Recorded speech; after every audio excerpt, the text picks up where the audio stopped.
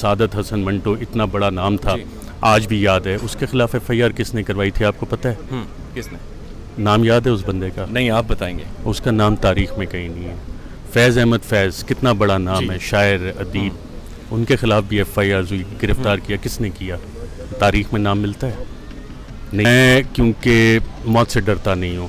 میں جب بھی اپنے بھائیوں کے ساتھ ڈفرینٹ بارڈرز پہ گیا, ایکٹیو کانفلکٹ میں گیا جہاں گولیاں چل رہی ہوتی تھیں, ہم لوگ کڈنیپ بھی ہوئے, تو ہر دفعہ ہمارا ریزولو یہ ہوتا ہے کہ زندگی اور موت اللہ کے ہاتھ میں. اگر مرنا ہے, میں اس وقت ہارٹ اٹیک سے مر سکتا ہوں, کہیں بھی آپ کمرے میں بیٹھے ہو مر سکتے ہیں. جو ہونا ہوتا ہے وہ ہوتا ہے. عمران خان نے جو بات کی ہے حقیقی آزادی کی جنگ, اس حوالے سے لوگوں کو وہ ریئلائز ہوا ہے کہ رجیم چینج فورن اسپانسرڈ کب تک پاکستان میں ہوگی. بیسک لڑائی کیا ہے, پاکستان کے فیصلے پاکستان میں ہوں گے, پاکستانی قوم وہ فیصلے کرے گی, باہر سے بیٹھ کے کوئی ڈکٹیٹ نہیں کر سکتا. ٹپیکل رجیم چینج آپریشنز پڑھتے ہیں, اور میں نے اس پہ کافی اسٹڈی بھی کی ہے, مختلف ریسرچ پیپرز اور انٹرنیشنل بکس بھی میں نے پڑھی ہیں اس پہ. اس کی ڈفرینٹ جو آج کل پاکستان میں ہو رہا ہے وہی چیزیں ہوتی ہیں, اور جو اس کی نیکسٹ فیزز ہوتی ہیں وہ سول وار ہوتی ہے یا مارشل لاء آپ کو امپوز کرنا پڑتا ہے. اور اگر آپ نے اس سے بچنا ہے تو آپ لوگوں کے پاس چلے جاتے ہیں, دوبارہ سے آپ الیکشنز کرواتے ہیں. یہ واحد ایک راستہ ہے. ارشد شریف صاحب ہمارے ساتھ موجود ہیں. ارشد صاحب, رجیم چینج جو کانسپریسی جس کے بارے میں آپ اکثر بات بھی کرتے ہیں, کیا وہ کمپلیٹ ہو گئی ہے خان کی گورنمنٹ گرانے کے بعد, یا اس کے فیزز ابھی بھی باقی ہیں؟ دیکھیں, اس کا ایک فیز مکمل ہوا ہے, اور جب آپ ٹپیکل رجیم چینج آپریشنز پڑھتے ہیں, اور میں نے اس پہ کافی اسٹڈی بھی کی ہے, مختلف ریسرچ پیپرز اور انٹرنیشنل بکس بھی میں نے پڑھی ہیں اس پہ. اس کی ڈفرینٹ جو آج کل پاکستان میں ہو رہا ہے وہی چیزیں ہوتی ہیں, اور جو اس کی نیکسٹ فیزز ہوتی ہیں وہ سول وار ہوتی ہے یا مارشل لاء آپ کو امپوز کرنا پڑتا ہے. اور اگر آپ نے اس سے بچنا ہے تو آپ لوگوں کے پاس چلے جاتے ہیں, دوبارہ سے آپ الیکشنز کرواتے ہیں. یہ واحد ایک راستہ ہے. صحافیوں کو ڈرانا آپ لوگوں کے اوپر ایف آئی آر کیا اسی رجیم چینج کا حصہ ہے؟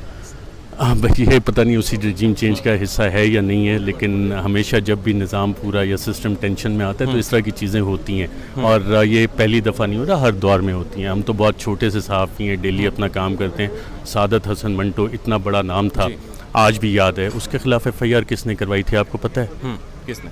نام یاد ہے اس بندے کا؟ نہیں, آپ بتائیں گے. اس کا نام تاریخ میں کہیں نہیں ہے. فیض احمد فیض, کتنا بڑا نام ہے, شاعر, ادیب. ان کے خلاف بھی ایف آئی آر ہوئی, گرفتار کیا. کس نے کیا؟ تاریخ میں نام ملتا ہے؟ نہیں ملتا. فیض احمد فیض کا نام آپ کے خلاف کروانے والوں کبھی نہیں ملے. احمد فراز, اس کے خلاف بھی ہوئی, پابند سلاسل کیا گیا, جنہوں نے مقدمے بنائے, ان کا نام ملتا ہے.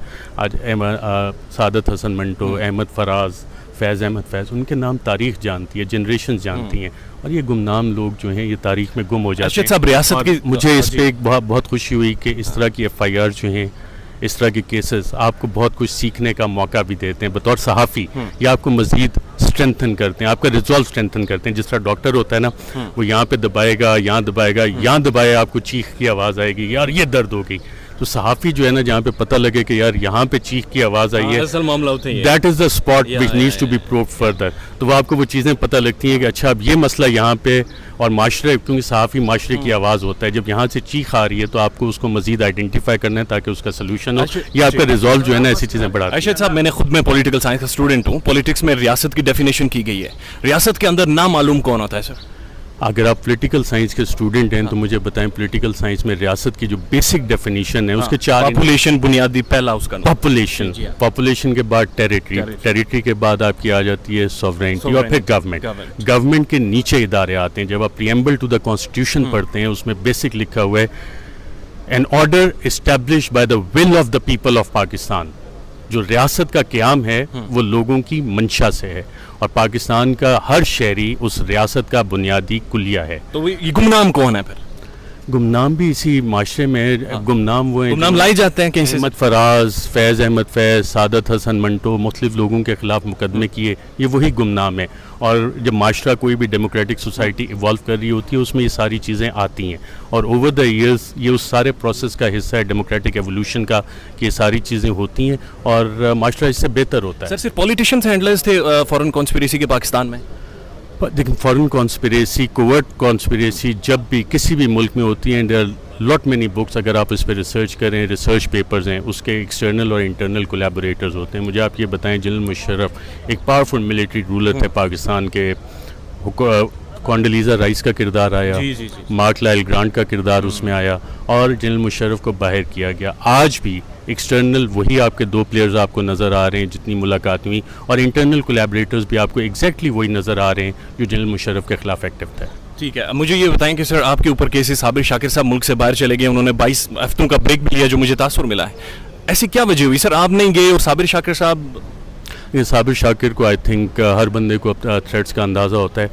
میں کیونکہ موت سے ڈرتا نہیں ہوں, میں جب بھی اپنے بھائیوں کے ساتھ ڈفرینٹ بارڈرز پہ گیا, ایکٹیو کانفلکٹ میں گیا جہاں گولیاں چل رہی ہوتی تھیں, ہم لوگ کڈنیپ بھی ہوئے, تو ہر دفعہ ہمارا ریزولو یہ ہوتا ہے کہ زندگی اور موت اللہ کے ہاتھ میں, اگر مرنا ہے میں اس وقت ہارٹ اٹیک سے مر سکتا ہوں, کہیں بھی آپ کمرے میں بیٹھے ہو مر سکتے ہیں, جو ہونا ہوتا ہے وہ ہوتا ہے.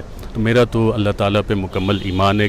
صابر شاکر نمازی, پرہیزگار, مجھ سے زیادہ اچھا آدمی, میں تو گناہ گار آدمی ہوں بہت سارے لحاظ سے, لیکن اس کو شاید اپنی تھریٹس کا زیادہ بہتر اندازہ ہوگا, اور اس نے جو بھی ڈیسیجن لیا. آپ کی آنکھیں اب بھر آئی ہیں ابھی بھی, لیکن آپ سے آنکھیں اس وجہ سے نہیں بھری, وہ جب وہ بات ہو رہی تھی نا لوگوں کی, لوگوں کے پیار کی, وہ انپریسیڈنٹڈ ہے جو میں نے اس سے پہلے نہیں ہوں, کیونکہ بطور صحافی ہم سٹوریز کرتے ہیں, کسی کو پسند آتی ہے کسی کو نہیں آتی, اور جتنی پبلک سپورٹ آئی ہے ابھی بھی یہاں پہ رینجرز صحافیوں کی بھی صدیق جان صاحب جو سولجرز یہاں پہ کھڑے ہیں, اگر آپ نے دیکھا ہو, وہ سارے مجھ سے گلے ملے ہیں, کتنے مزے سے ہم نے پیار سے باتیں کی ہیں, وہ سارے, یہ وہ پبلک سپورٹ ہوتی ہے. وکلا آپ نے دیکھے ہیں یہاں پہ, کہیں بھی آپ چلے جائیں, جتنی لوگ دعائیں دے رہے ہیں, مائیں دعائیں دے رہی ہیں, بہنیں بزرگ آپ کو دعائیں دیتے ہیں, یہ انپریسیڈنٹڈ ہے میرے لیے. تو اس سے مجھے زیادہ اوورولم اور مجھے اپنی رسپانسبلٹی کا زیادہ احساس ہوتا ہے. ارشد شریف سے اختلاف کیا ہے پھر؟